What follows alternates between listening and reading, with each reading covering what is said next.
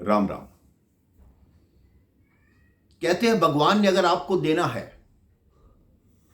तो किसी न किसी तरीके से वो आपके पास पहुंच जाता है। एक मेजर साहब अपनी फौज की टुकड़ी के साथ बर्फ पर चलकर अपनी चौकी की तरफ जा रहे थे। रात्रि का समय हो गया। चलते चलते वो एक जगह रुके। इतनी ठंड थी।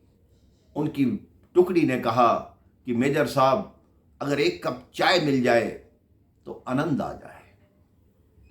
मेजर साहब ने कहा थोड़ा और आगे चलते हैं, यहां एक गांव आता है छोटा सा, उसमें देखते हैं शायद चाय का प्रबंध हो जाए।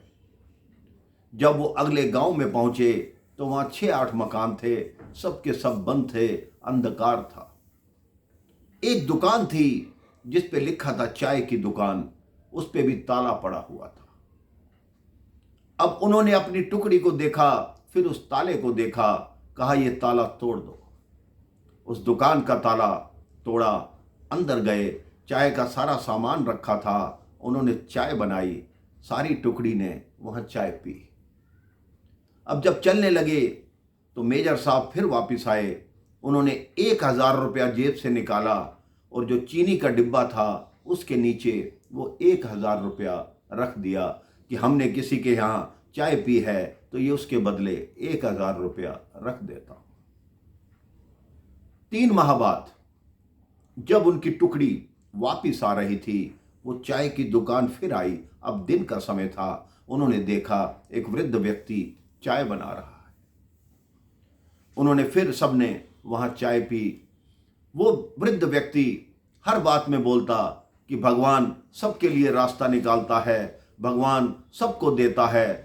तो एक जवान बोला, आप इतना भगवान का नाम लिए जा रहे हैं, अगर भगवान ने आपको देना ही होता तो आप इतनी ठंड में यहाँ चाय की दुकान चला रहे हैं और आपकी चाय बिकती भी नहीं होगी, आपका गुजारा कैसे होता होगा। उस वृद्ध व्यक्ति ने कहा, मैं आपको एक बात बताना चाहता हूं।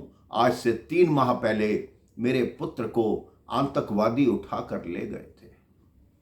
उन्होंने सोचा शायद इसके पास देशद्रोह के लिए कोई सूचना होगी, लेकिन जब उनको सूचना नहीं मिली तो मेरे पुत्र को बहुत मारा और मारकर फेंक गए। मेरे पुत्र को इतनी चोटें आई थी, मैं गांव में हर घर में गया, लेकिन आतंकवादियों के डर से मेरी किसी ने मदद नहीं की।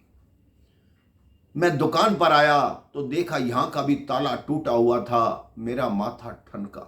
मैं जैसे ही अंदर गया तो मैंने देखा चीनी के डिब्बे के नीचे 1000 रुपया रखा हुआ था। तो मेरे को उसी समय विश्वास हो गया कि मेरे भगवान ने मेरे लिए 1000 रुपया भेजा है।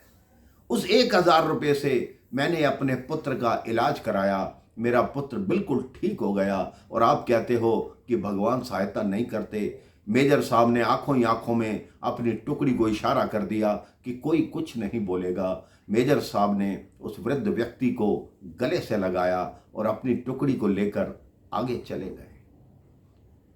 तो आप सोच लीजिए, जो आपको प्राप्त होना है भगवान किसी न किसी रूप में आपके पास अवश्य भेजते हैं। आप अपने मन में पक्का विश्वास रखिए कि भगवान आपकी सहायता जरूर करेंगे। वो आपका हर पल ख्याल रखते हैं, आपके लिए भगवान हर पल चिंतित रहते हैं।